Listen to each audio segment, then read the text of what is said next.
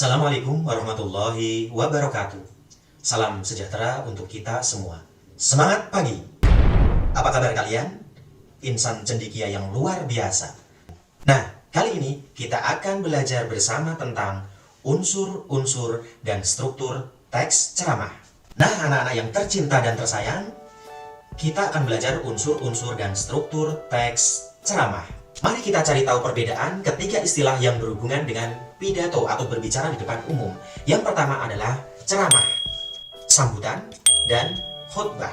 Nah, baik ceramah, sambutan maupun khutbah ini sama-sama bagian dari berpidato, yakni sama-sama menyampaikan pesan, ide, gagasan maupun informasi kepada khalayak atau pendengar dengan cara persuasif atau bersifat mengajak.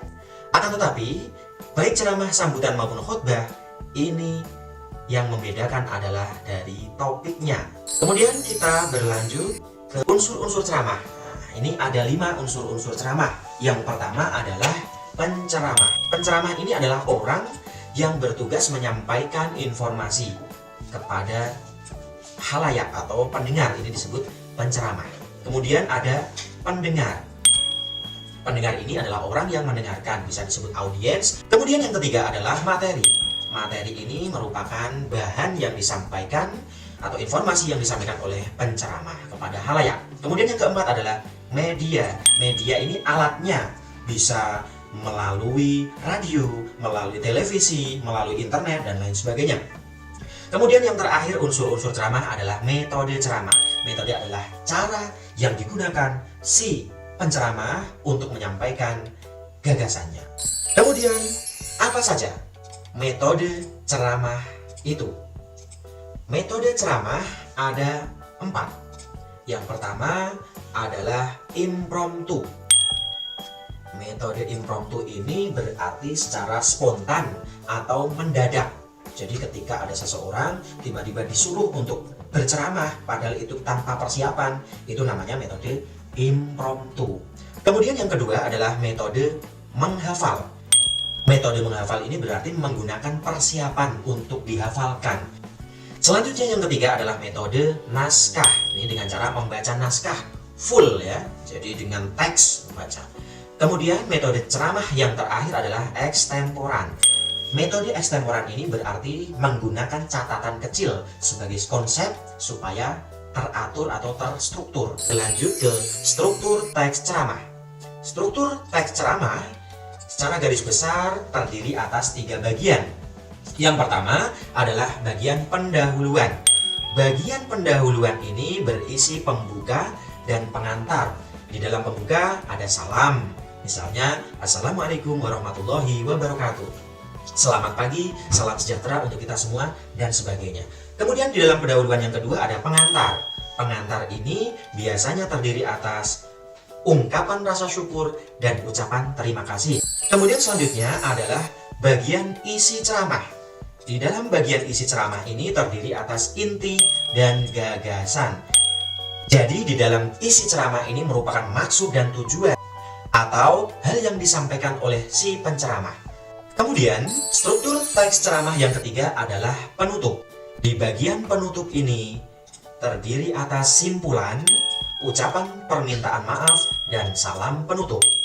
Di simpulan biasanya berciri kata-kata penegasan, misalnya maka, oleh sebab itu, maka dari itu, oleh karena itu, jadi, dan seterusnya. Kemudian di ucapan permintaan maaf, contohnya mohon maaf atas segala kekurangan, mohon maaf atas segala kehilafan. Ada salam penutup, biasanya wassalamualaikum warahmatullahi wabarakatuh atau salam sejahtera untuk kita semua.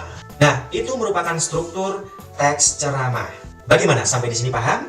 Tentunya paham. Untuk mengasah pemahaman kalian tentang materi unsur dan struktur teks ceramah, mari kita berlatih supaya lebih ingat, supaya makin paham. Baik, generasi insan cendekia yang luar biasa, kita latihan soal pertama. Kegiatan yang memberikan nasihat atau petunjuk-petunjuk tentang keagamaan disebut.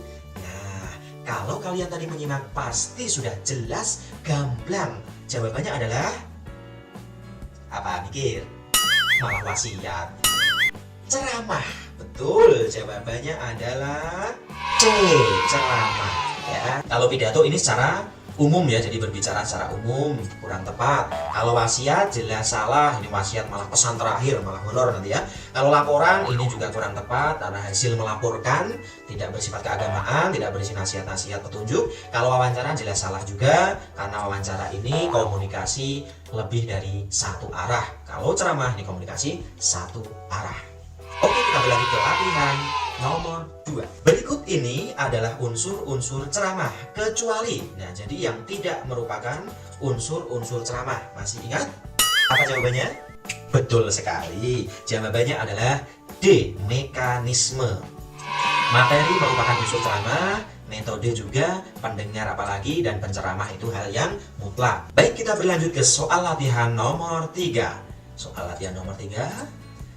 Yang termasuk metode ceramah kecuali. Nah, ini yang ditanyakan berarti yang tidak termasuk metode ceramah. Ada berapa tadi metode ceramah? Salah. Salah. Kurang tepat. Nah, ada 4. Berarti salah satu dari A, B, C, D, dan E ini salah. Mana yang salah? Yang bukan merupakan metode ceramah adalah yuk. Iya, jawabannya adalah D. Metode perspektif ya. Metode perspektif itu adalah pandangan. Nah, di ekstemporan ini betul, impromptu juga betul, menghafal betul, dan naskah. Baik, demikian kita sudah mempelajari tentang unsur-unsur dan struktur teks ceramah. Lengkap pula dengan latihan. Tetapi untuk lebih mengasah kemampuan kalian, silakan simak tayangan berikut ini. Assalamualaikum warahmatullahi wabarakatuh. A'udzu billahi minasyaitonir rajim. Bismillahirrahmanirrahim. Allahumma shalli ala sayyidina Muhammad wa ala ali sayyidina Muhammad, amma ba'd. Sebagai hamba yang beriman, marilah kita senantiasa memanjatkan puji dan syukur kehadirat Tuhan pencipta alam. Hadirin yang saya hormati, perkenankan saya akan berceramah tentang wabah yang sedang marak belakangan ini. Kita tahu bahwa dunia saat ini berada dalam level kecemasan yang sangat dahsyat. Adanya pandemi yang menyebar luas dan begitu cepat tentunya menyulitkan kita semua. Kehidupan normal sudah tidak berjalan mulus, semua terputus. Dalam kondisi yang genting ini, kita sebagai negara, bangsa, institusi, sampai pribadi hendaknya memikul tanggung jawab dan peran untuk bersama-sama mencegah pandemi ini. Upaya yang luar biasa dilakukan oleh para dokter, tenaga kesehatan, medis, sampai relawan yang berjuang sekuat tenaga dan sampai mengorbankan nyawa. Berdasarkan pada kaidah bahwa mencegah kerusakan lebih didahulukan daripada mewujudkan kemaslahatan, maka marilah kita senantiasa mengikuti instruksi pemerintah dan pejabat berwenang. Taati aturan protokol kesehatan, jaga diri, jaga hati, jaga emosi, jaga nafsu kita. Jangan sampai kita menyepelekan. Tetap selalu beribadah dengan khusyuk seraya berdoa. Semoga pandemi ini cepat berlalu dan sirna di muka bumi. Semoga kita termasuk golongan orang-orang yang berpikir dan orang-orang yang mentaati aturan pemerintah. Seraya mari kita berdoa memohon kepada Allah Subhanahu wa Ta'ala, semoga dunia ini normal dan pulih kembali. Demikian yang dapat saya sampaikan. Mohon maaf atas kesalahan dan kehilafan. Wallahul muwaffiq ila aqwamit thoriq. Wassalamualaikum warahmatullahi wabarakatuh. Nah, bagaimana pembelajaran hari ini? Cukup mudah bukan? Benang-benang dari pembelajaran kita kali ini adalah unsur-unsur ceramah, yaitu penceramah, pendengar, materi, media, dan metode.